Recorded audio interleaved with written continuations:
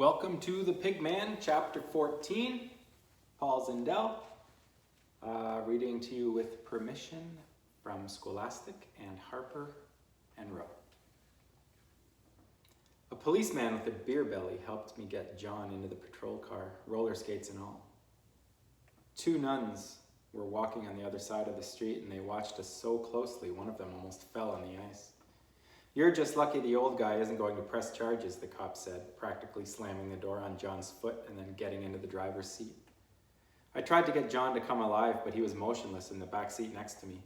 The police had pulled up just as I was getting him off the floor and everyone else had gotten away.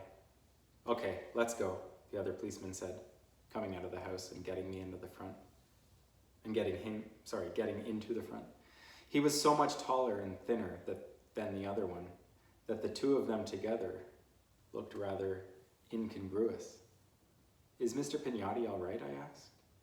The last thing I'd seen of him was when he climbed the stairs with one of Conchetta's dresses over his arm, the one Helen Kaczynski had ripped. And I just didn't know what to say to him. "Could you let me see him a minute?" "No, he's upstairs." "Is he all right?" "He's crying, if you really want to know. The old guy's crying." I sank back in the seat and started to tremble. It was cold and I didn't have a coat, but I wasn't shaking because of that.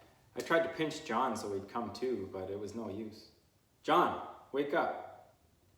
"He's out for the night," the fat cop said, adjusting his hat. "I want to see what kind of parents you kids have," the skinny one added, lighting a cigarette and blowing the smoke into the back seat. "Do they know you go over to that old man's house? We've seen you hanging around here before." I looked at John crumpled and twisted in the corner, the roller skates pointing every which way. I couldn't find his shoes or my clothes in the excitement, and somehow the laces on his skates had knotted and frozen, so I couldn't untie them anyway. The thought of my mother seeing me in the ruffled dress terrified me, and I hated John at that moment for having gotten me into this. I hated him more for being drunk when I needed him. "This is where you live?" "Yes, please." "Do you kids always get your kicks picking on old people? Please just let us go. I promise we won't do anything like this again. We won't go over there anymore." I was ashamed of myself because I was beginning to plead. "Let's just talk to your family a minute," the skinny one said, opening his door. I burst into tears as the cold air rushed into the car. "Not 1 cent for tribute," John suddenly mumbled, leaning forward, laughing, and then falling back, unable to hold his head up. He was hopelessly drunk, and I slammed the door of the patrol car. The policeman took me up the steps. "My mother's going to beat me." "You should have thought about that earlier, young lady." He rang the bell. I knew it would take a minute while she peered out one of the front windows, realized who it was, and then put on a bathrobe. When I heard her footsteps coming, my heart seemed to be beating in time with them until the door was opened. "Where are your clothes, Lorraine?" was the first thing she said, standing in the shadow of the doorway looking at the policeman and me. Her hair was down, and she pulled the blue robe tight around her. "This your daughter, ma'am? What's the matter?" She and a few friends had too much to drink tonight at some old man's house on Howard Avenue. They almost wrecked the place. I couldn't look at her, and as soon as my eyes went down, she knew I was guilty. "Where are your clothes, Lorraine?" she repeated slowly, reaching her hands out for my shoulders. She pulled me closer to her. "Look at me, Lorraine." Her eyes burned into me. "What are you doing in this dress?" I opened my mouth and tried to get the words out, but couldn't speak. Tears began to roll down my cheeks, but she raised her hand and slapped me. "No, Mother," I screamed, and even the policeman jumped and looked sorry. He had brought me to the door. "Get inside," she ordered, and her voice had switched from the hysterical to the commanding, like I'd often heard it do when she was working as a nurse. She always had the ability to deal with doctors and policemen if she was forced to. I had just enough time to get out of the dress, wash the smeared makeup off my face, and put on a pair of pajamas before I heard the front door slam, which I knew was for my benefit. A moment later, she was in the doorway looking at me, the expression on her face somewhere between disbelief and disgust. I didn't do anything wrong, I said slowly, unsure of what her next move would be. I wanted to scream the thoughts that were flashing through my mind at her. I wanted to tell her how she didn't know anything about me, how she hadn't noticed that I happened to be a human being myself, that I wasn't still the little girl that waved from the window when she stood at a bus stop. Look at me. I wanted to yell. Can't you see I'm growing up and I've got to have friends? That I want to have friends? That I need other people in this world besides you? She came toward me and I backed away until I was cornered by the wall. Then she raised her arm and slapped me once more across the face. She tried to hit me again, but my arm went up and blocked her. You lied to me. I didn't mean to.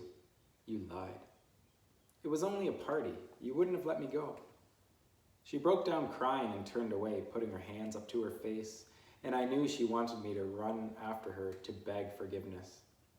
I won't, I thought. For the first time in my life, I'm not going to. It's the Pigman who has to forgive me, not you. She was sitting at the kitchen table crying, a slightly exaggerated crying, which seemed to make our relationship even more artificial.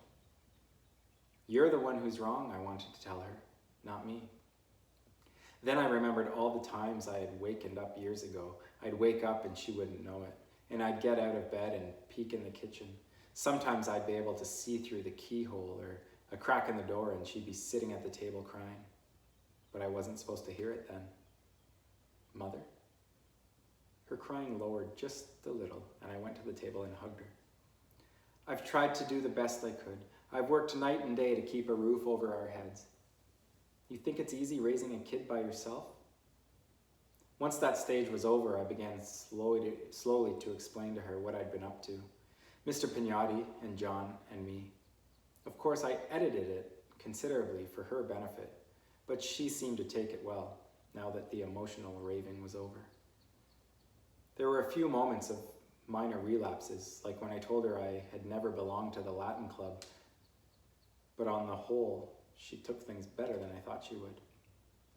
Finally, we went to bed, and just as I was feeling better because I had been relatively honest with her, just as I started to think she understood a little and recognized that she had given birth to a human being with a normal-sized brain, I heard this voice in my ear.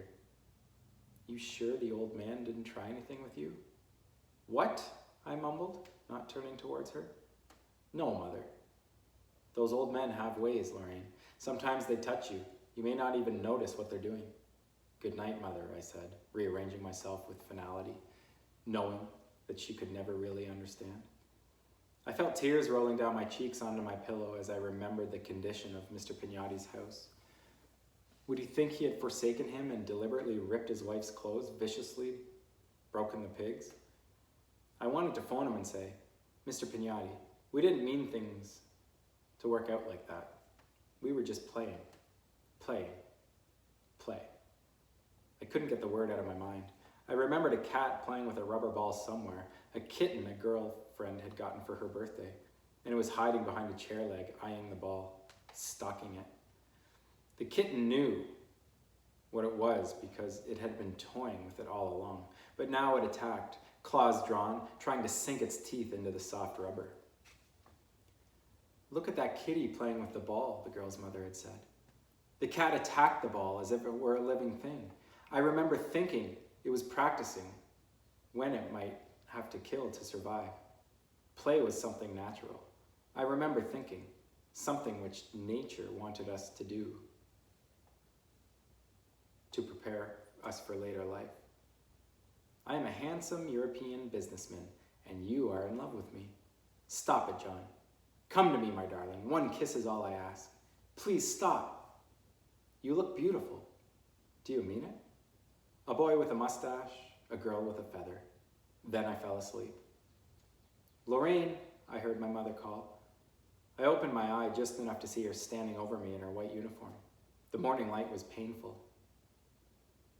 Those nylon stockings you brought home, what about them?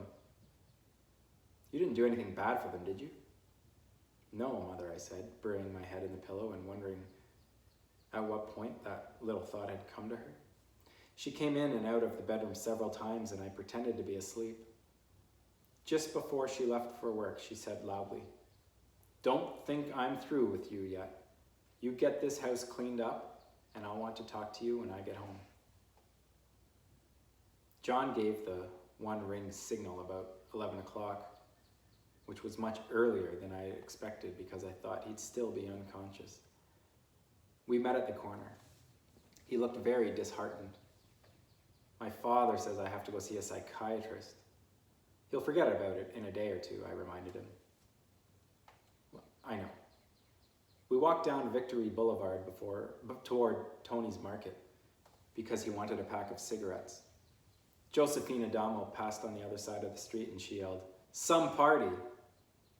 She had left before the fight, and you could tell by the expression on her face she hadn't heard about it yet. "What did they do when the police brought you to the door?" I asked. John picked up a handful of slush and started molding it into an ice ball. My mother started her high-frequency cackling, but it was Boar who got on my nerves. He came to the top of the stairs and I could hardly hold my head to see him. My mother was on her hands and knees waping up the snow I had dragged in on the skates. Boar didn't even look mad. He looked sick and old. Then he went back into the bedroom without a word. This morning at breakfast, he said they'd have to send me to a doctor. He threw the ice ball at a telephone pole, but it missed and hit a parked car. "Was Mr. Pignotti all right?" he asked sheepishly. "What do you care?" I said with an edge to my voice so he'd know I blamed everything on him. Then I was sorry I'd said it. "I just wondered," he said, looking away and raising his eyes to the sky where a jet was roaring over. We finally got to the store and stood by the telephone booth having a Coke. John smoked a second cigarette and then somehow we got enough nerve. "Hello, Mr. Pignotti?" There was a long pause, although you could tell somebody had answered. "Mr. Pignotti, this is John." Then there was an even longer pause, and the artificial enthusiasm John had put into his voice trailed off. "Are you there, Mr. Pignotti?" "Yes," came this weak voice. "Lorraine and I want to apologize for having that party. We had only invited 2 people, but those others stopped by, and before you knew it, things got out of hand. I mean, Lorraine and I will pay for everything." I gasped audibly. John started again. "Are you still there, Mr. Pignotti?" "Yes." "Would you let Lorraine and me come over to help clean, please?"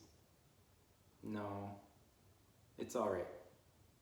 Mr. Pignotti, we feel terrible," I said into the mouthpiece and then handed it back to John. I felt on the verge of crying, thinking of the broken pigs.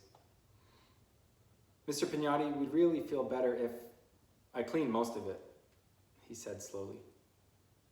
"Mr. Pignotti, are you there?" There was another pause. "Yes." "Lorraine and I want to know if you'd like to go to the zoo this afternoon. We thought we could meet you around 1 o'clock near the entrance. You know, right by the sea lions." Another pause. "We could go and feed Bobo," John said. "Have you been down to see Bobo yet?" Another pause. "No. He must miss you, Mr. Pignotti. No kidding. The way you used to feed him every day. What do you say, Mr. Pignotti?" As we waited for an answer, all I could think of was Conchetta's ripped dress, the one Helen Kaczynski had demolished. It must have been a shock to come home from that hospital and find something like that. "All right," Mr. Pignotti said sadly. We got to the zoo around 12:30 and I didn't think the Pigman was going to show. I really didn't. We sat on the same bench as we had last time, the one near the front gate that lets you watch the sea lions. I had my Ben Franklin sunglasses on, and it wasn't even sunny out, but I figured they'd be good because I won't have to look right into anyone's eyes. One of the attendants was washing the sea lion manure off the middle platform of the pool, and the least he was able to do that with a certain degree of proficiency. When it came to feeding them, he had no imagination, but that particular task he was up to. "He's not coming," I said when it was 5 minutes past 1. "Just wait, he'll be here." No customers were over by the peanut stand where that same old woman from the last visit was giving me the evil eye. Worst of all, she was putting peanuts into her mouth at the same rate Jane Appling had devoured the chocolate-covered ants. She really looked like the wrath of God, and I was too scared to go over and buy a package of peanuts for myself. "I'll get some peanuts for Bobo," John said. "And me," I yelled after him. About 10 minutes later, a taxi pulled up in front and the Pigman got out. There was no smile on his face. He walked very slowly, and he had lost so much weight. It was pathetic, that's what it was. Absolutely pathetic. "Hello, John," said cheerfully, covering his own surprise at the change in the Pigman's appearance. "Hello," Mr. Pignotti said, forcing a light smile. You could tell he was glad to see us, but I knew he was very sick. He certainly had forgiven us for anything we did over at the house, or he couldn't have come, so I figured he was just weak from his heart attack in the hospital. Naturally, we decided to take the train-type contraption out to the monkey house. "I bought peanuts for Bobo," John said, proudly waving the bag. I had already started eating mine. "I have some money," Mr. Pignotti said, reaching a hand into one of his pockets. "I have it, Mr. Pignotti," John insisted, giving a dollar bill to the man in the ticket booth. We squeezed into the last car, and the same blonde boy was driving again. There was quite a wind, even though it had warmed up enough to start the snow melting, and it made the frilly canopy on the cars snap loudly. We didn't say anything more. Mr. Pignotti wedged right between us, and we rolled along the bleak pathways of the zoo. We went by the bald eagle, the white-tailed deer, the tare goats, the lions, the striped hyena. They all seemed to be frozen, giant stuffed animals, unable to move. Then came the tigers and bears, the 2 hippos who were inside for the season, and the 8-ton bull elephant, the only part of which we could see being the long trunk protruding from the doorway of his barn. Even the alligator pond had been drained. "Bobo will be glad to see you," John said finally. Nobody answered. We pulled the buzzer for the guy to stop the contraption at the primate house, and John had to help Mr. Pignotti get off. "Easy now, Mr. Pignotti." "Thank you." The Pigman smiled, and you could tell he was anxious to see his baboon. Bobo's going to be so happy to see you," I said, trying for another smile. All the outside portion of the monkey house was closed, so we went inside, and it was obvious that even in the winter those apes desperately need deodorant pads. Even Limburger cheese spray would have been an improvement. We started walking down the long chamber with all the cages on both sides, and the only other people there were an attendant hosing out the gorilla cage and some woman holding a 2-year-old baby. I stopped and watched the man at the gorilla cage while Mr. Pignotti and John went on to the next one, which was Bobo's. Right away, I noticed something was wrong because the 2 of them started getting nervous and looking all around the place. Mr. Pignotti went up to the rail and started calling, "Bobo? Bobo?"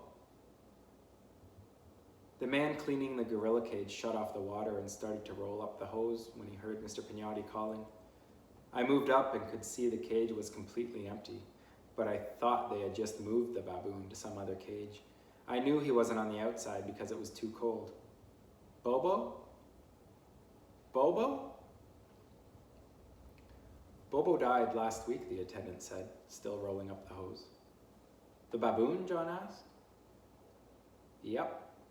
Can't say if I felt particularly sorry about it because that baboon had the nastiest disposition around here." The attendant wiped his nose on his sleeve and continued rolling up the hose. "Did an autopsy on him and it looked like pneumonia." Mr. Pignotti kept staring at the cage and we stood motionless for what seemed like an eternity. "Mr. Pignotti," John said softly, "we'd better leave."